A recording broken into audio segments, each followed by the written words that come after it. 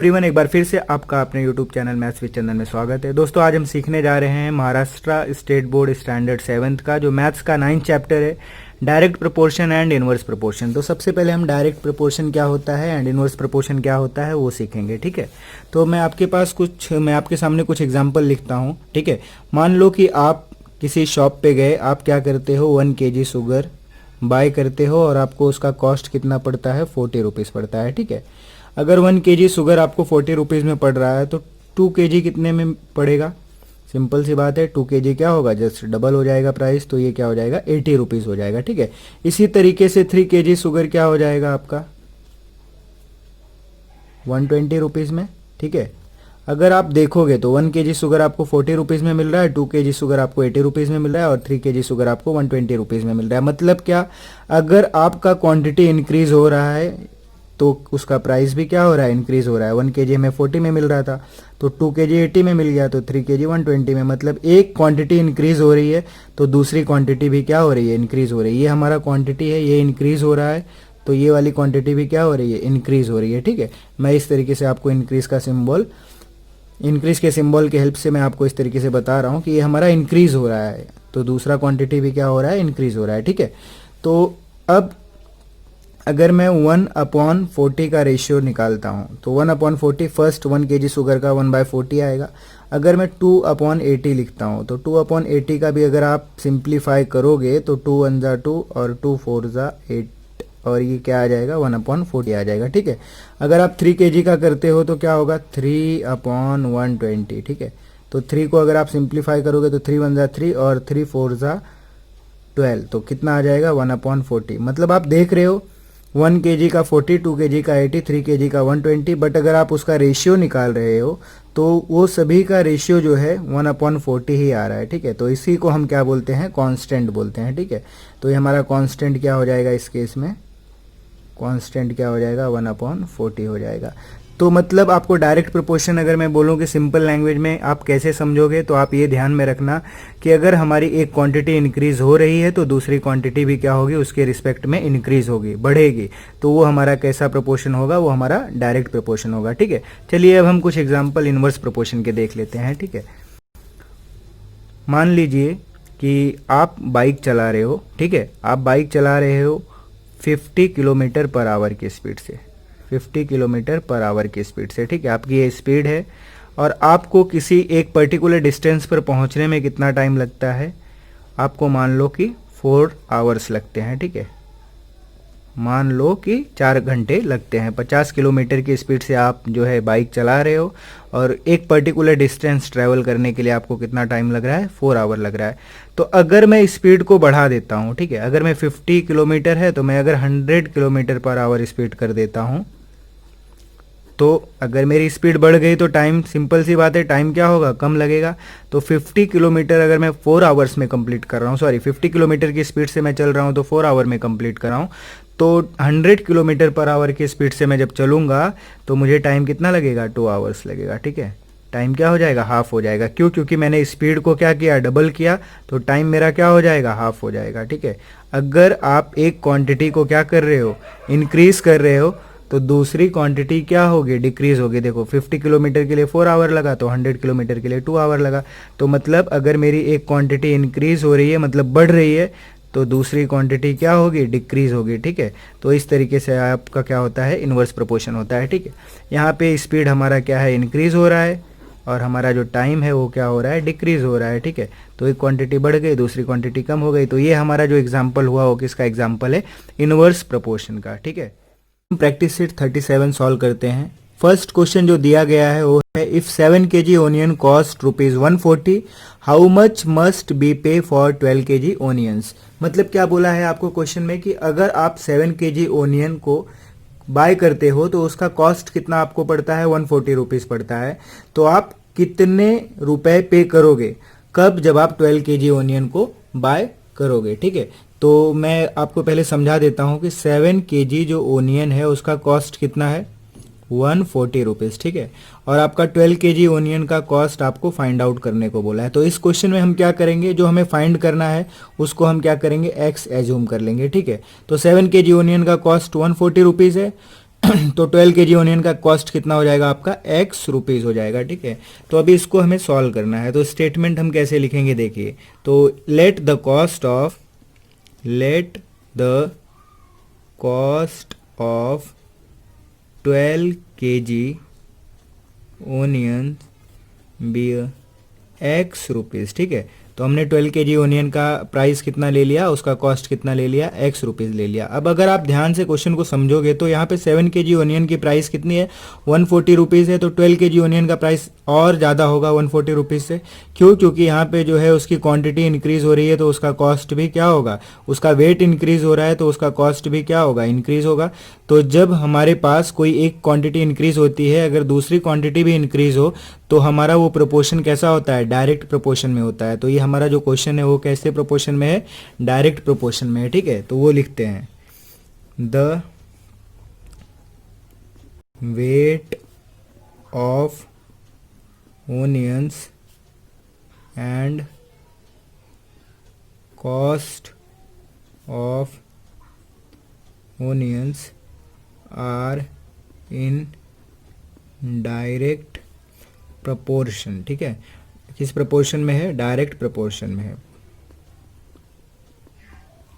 तो आपको करना क्या होगा फिर, अगर ये डायरेक्ट प्रपोर्शन में है तो 7 केजी ओनियन का कॉस्ट 140 रुपीज़ है, तो आप क्या लिखोगे, 7 डिवाइड बाय 140। तो 7 केजी ओनियन आपको 140 रुपीज़ में मिल रहा है, तो 12 केजी कितने में मिलेगा, एक्स रुपीज़ में मिलेगा। तो आप लिखो 12 केजी कितने में मिल रहा है, एक्स रुपीज़ में मिल रहा है। ये आपका हो गया प्रोपोर्शन, ठीक है। अब आप करोगे क्या, आप क्रॉस मल्टीप्लाई करोगे, 7 को x से मल्टीप्लाई करोगे तो क्या हो जाएगा, 7x हो जाएगा, और 140 मल्टीप्लाई बाय क्या हो जाएगा, 12 हो जाएगा। अभी आपको x की वैल्यू निकालनी है, तो x को क्या करोगे, यहीं पर रखना, आपके जो जिस साइड में प्रेजेंट है वो उसी साइड में रखना, और ये 7 जो है यहाँ मल्टीप्लाई में है तो वो क्या होगा, राइट हैंड साइड जाएगा तो वो क्या हो जाएगा, डिवाइड हो जाएगा। तो यहाँ पे मल्टीप्लाई है, यहाँ आके क्या होगा, डिवाइड हो जाएगा।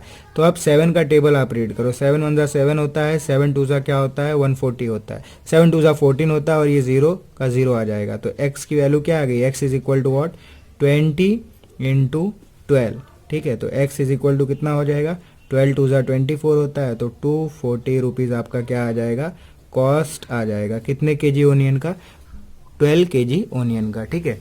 तो आइए जो हमारा एक्सरसाइज का क्वेश्चन नंबर 2 दिया गया है वो क्या है देखते हैं। If ₹600 can buy 15 bunches of cattle feed, how many bunches of cattle feed can buy ₹1280, ठीक है।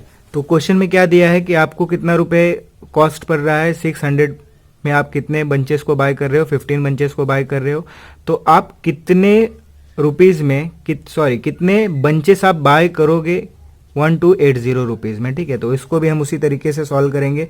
तो पहले मैं आपको क्वेश्चन समझा दूं कि आपको 600 रुपीज़ में कितने बंचेस मिल रहे हैं कैटल फीड के, 15 बंचेस मिल रहे हैं। तो आपको 1280 रुपीज़ में कितने बंचेस मिलेंगे, तो आपको एज्यूम करना होगा कि एक्स बंचेस मिलेंगे, ठीक है। जो कि हमें फाइंड आउट करना होता है जो, वो हम एज्यूम कर लेते हैं। तो एक्स बंचेस मिलेंगे। अब आपको स्टेटमेंट कैसे लिखना है, तो आप लिखोगे सॉल्यूशन में, लेट ₹1280 बाय एक्स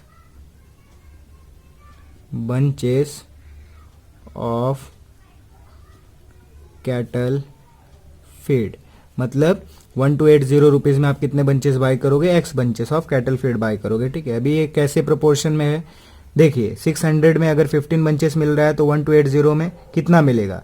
तो अगर आप ध्यान से देखोगे तो यहाँ पे रुपीज़ बढ़ रहा है, तो उसका जो बंचेस है, जो क्वांटिटी है वो भी क्या होगी, इंक्रीज होगी। मतलब दोनों ही क्वांटिटी क्या हो रही हैं, इंक्रीज हो रही हैं। तो ये भी क्या होगा, डायरेक्ट प्रोपोर्शन में होगा, तो हमें वो भी लिखना पड़ेगा। The cost of cattle feed and the number of bunches, ठीक है, bunches of cattle feed are in direct proportion. कैसे प्रोपोर्शन में है, डायरेक्ट प्रोपोर्शन में है, ठीक है। वो लिख लो आप। उसके बाद करना क्या है, रेशियो लिखना है प्रोपोर्शन के फॉर्म में। तो 600 डिवाइड बाय 15 करोगे और वो किसके इक्वल होगा आपका, 1280 डिवाइड बाय एक्स के। तो देयरफॉर 600 रुपीज़ में कितने बंचेस मिल रहे हैं? 15 बंचेस मिल रहे हैं। ये किसके इक्वल होगा? 1280 रुपीज़ में कितने बंचेस मिलेंगे आपको? x, जो कि हमने एज्यूम किया है। अब क्या करना है आपको? क्रॉस मल्टीप्लाई करना है। तो ये क्या हो जाएगा? 600 into x is equal to 1280 divide by multiply by 15। ठीक है, अगले स्टेप में आपको क्या करना है? ये 600 यहाँ पे है मल्टीप्लाई में, तो वहाँ जाएगा तो क्या हो जाएगा? डिवाइड हो जाएगा। तो ये therefore x is equal to क्या हो जाएगा? 1280 multiply by 15 divide by what? 600। अब ये 0 और 0 क्या हो जाएगा? कैंसिल हो जाएगा। अब अगर आप 15 का टेबल रीड करोगे तो 15 1 जा 15 होता है, 15 4 जा क्या होता है? 60 होता है। तो ये कैंसिल होके 4 आ गया। अब 4 से 1 to 8 को डिवाइड कर दो, तो 4 1 जा 4 एंड 4 2 जा 8, 4 3 जा 12 एंड 4 2 जा 8। तो आपका x इज इक्वल टू कितना आ गया? 32 आ गया। ठीक है, तो आपकी वैल्यू कितनी आ गई? मतलब आप कितने बंचेस लोगे? 1280 रुपीज़ में 32 बंचेस ऑफ। क्वेश्चन नंबर 3 जो एक्सरसाइज का दिया है वो क्या है? For 9 cows 13 kg 500 gram of food supplement are required every day in the same proportion, how much will be needed for 12 cows. मतलब आपके पास 9 काउज हैं तो उनके लिए कितना सप्लीमेंट लग रहा है? फूड सप्लीमेंट 13 kg एंड 500 ग्राम। ठीक है, अगर आप इसको केजी में दिया है और ग्राम में दिया है, अगर मैं इसको केजी में ही कन्वर्ट करूंगा तो ये क्या हो जाएगा? 13.5 kg हो जाएगा। ठीक है, तो 9 काउस के लिए 13.5 kg जो है फूड सप्लीमेंट लग रहा है। तो आपको फाइंड आउट क्या करना है? 12 काउस के लिए कितना फूड सप्लीमेंट लगेगा। तो 12 काउस के लिए कितना फूड सप्लीमेंट लगेगा ये हमें फाइंड करना है। तो हम इसको क्या करते हैं? एज्यूम करते हैं x kg। 12 काउस के लिए कितना फूड सप्लीमेंट लगेगा? x kg। ठीक है, तो अब उसको चलिए देखते हैं हम सॉल्यूशन में कैसे इसको स्टेटमेंट में फ्रेम करेंगे। तो लिखेंगे let 12 cows need x kg of food. ठीक है, अब अगर आप ध्यान से देखोगे तो 9 काउस के लिए 13 kg 13.5 kg लग रहा है, तो 12 काउस के लिए कितना लगेगा? तो काउस जो है वो बढ़ रहे हैं तो उनका फूड भी क्या होगा? इंक्रीज होगा। मतलब ये क्या है? डायरेक्ट प्रोपोर्शन में है। ठीक है, तो आप वो भी लिखोगे the number of cows and quantity of food are in direct proportion. ठीक है, तो ये डायरेक्ट प्रपोर्शन में है तो हमें इसका 9/13.5 का रेशियो किसके होगा? किसके इक्वल होगा? 12/x के। तो लिखेंगे therefore 9/13.5 is equal to what? 12/x। अब क्या करना है आपको? क्रॉस मल्टीप्लाई करना है। तो 9 जो होगा x से मल्टीप्लाई होगा और ये जो 12 होगा वो किससे मल्टीप्लाई होगा? 13.5 से। ठीक है, इस तरीके से जब आप सॉल्व करोगे तो ये हमें x की वैल्यू निकालनी है, तो x हमारा यहीं पर रहेगा और ये 12 इंटू 13.5 डिवाइड बाय क्या हो जाएगा? 9 हो जाएगा। ठीक है, जब 9 हो जाएगा तो आप अगर इसको डिवाइड करोगे तो 9 के टेबल जब आप रीड करोगे या 3 के टेबल से रीड करोगे तो 3 रीजा क्या होता है? 9 होता है और 3 4 क्या होता है? 12 होता है। अब आप इसको कैंसिल कर सकते हो। 13.5 है ना, इसको 3 से कैंसिल कर सकते हो। 3 1 जा 3, 3 4 क्या होता है? 12 होता है। और डेसिमल है तो डेसिमल पुट कर दो। फिर ये 12 13 माइनस 12 करोगे तो 1 आएगा तो 15 हो जाएगा। तो 3 5 क्या होता है? 15 होता है। तो आपको क्या मिल गया? 4 इंटू 4.5। ठीक है, आपको ये मिल जाएगा। जब आप इसको मल्टीप्लाई करोगे तो 4 इंटू 4.5 आपका आंसर कितना आ जाएगा? 18 kg। ठीक है, तो इस तरीके से आप सॉल्व कर सकते हो। चलिए जो हमारा अगला क्वेश्चन दिया है, क्वेश्चन नंबर 4 एक्सरसाइज का, वो क्या दिया है वो देखते हैं। 12 quintal of soybean cost 36,000, what is the cost of 8 quintal of soybean. अब यहाँ पर अगर आप ध्यान से देखोगे तो क्या दिया है? 12 kg। तो 12 kg का कितना लग रहा है? 12 क्विंटल का कितना लग रहा है? कॉस्ट 36,000। ठीक है, तो what is the cost of 8 quintal. तो यहाँ पे 8 क्विंटल का कॉस्ट हमें निकालना है। हम क्या करेंगे? x एज्यूम करेंगे। ठीक है, x रुपीज़ लग रहा है तो अगर आप देखोगे तो यहाँ पे पहले 12 क्विंटल था, फिर कितना हो गया 8 क्विंटल सोयाबीन, मतलब क्वांटिटी डिक्रीज हो रही है तो उसका प्राइस भी यहाँ पर क्या होगा, डिक्रीज होगा। मतलब दोनों चीज़ें क्या हो रही हैं, डिक्रीज हो रही हैं। अगेन ये क्या रहेगा, हमारा डायरेक्ट प्रोपोर्शन में रहेगा, ठीक है। तो आप उसको लिखोगे, लेट सॉल्यूशन में लिखना है क्या, let the cost of 8 quintal soya bean bear x rupees. 8 quintal का कॉस्ट कितना है, एक्स रुपीज़ है, ठीक है। अब फिर ये डायरेक्ट प्रोपोर्शन में है तो वो भी हमें लिखना पड़ेगा, the weight of soya bean and cost are in direct proportion. Direct proportion में है तो वो भी हमें बताना पड़ेगा। अब अगर ये डायरेक्ट प्रोपोर्शन में है तो 12 अपॉन 36,000 किसके इक्वल होगा, 8 अपॉन एक्स के। तो लिखो 12 upon 36,000 is equal to what, 8 upon x. अब क्या करना है आपको, क्रॉस मल्टीप्लाई करना है, तो 12 मल्टीप्लाई होगा एक्स से और 8 मल्टीप्लाई होगा 36,000 से। तो क्या होगा, x की वैल्यू निकालनी है तो x आपका यहीं पर रहेगा, 12 वहाँ जाएगा तो क्या हो जाएगा, डिवाइड हो जाएगा। क्यों, क्योंकि इस साइड क्या है, वो मल्टीप्लाई हो रहा है। तो 8 इंटू 36,000 डिवाइड बाय 12। अब आप 12 का टेबल रीड करोगे तो 12 3 क्या होता है, 36 होता है। 12 3 36 और यहाँ 30 है तो 30। अब ये क्या हो जाएगा, 8 इंटू 3000 इज इक्वल टू, जब आप मल्टीप्लाई करोगे तो 8 3 क्या होता है, 24। तो 24 और 30 पुट कर देना, तो x की वैल्यू कितनी आ गई, 24,000। तो जो है आपका 8 क्विंटल का कॉस्ट कितना पड़ेगा, 24,000। इस तरीके से आप जो है सॉल्व कर सकते हो।